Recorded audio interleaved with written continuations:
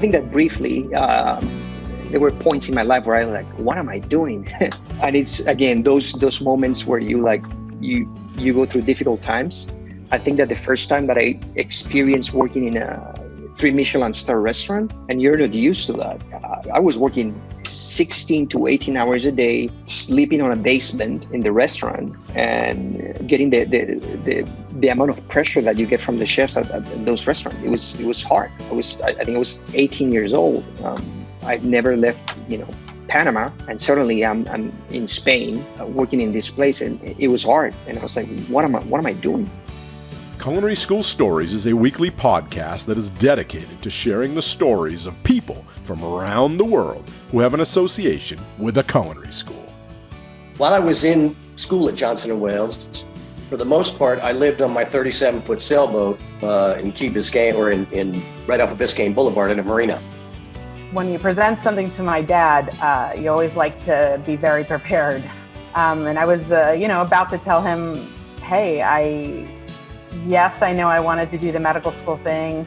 I'm struggling a little bit. I'm really thinking I'd love to take some time to maybe take a year or so off and try out culinary school. I think one of my first jobs out of culinary school was I worked at Payway. My name is Dr. Colin Roach, and I'm the host of Culinary School Stories. With years of experience as a professional chef and culinary educator, it is my joy and privilege to share the amazing stories of current culinary school students and alumni, as well as faculty and administrators whose lives have been influenced, impacted, touched, and/or enriched, for good or for bad, from their culinary school experience. Oh yeah, if I had to, even if I had to pay, it was the best 2 years of my life. It was the best 2 years of my life, because imagine waking up every day and just going in and cooking and learning.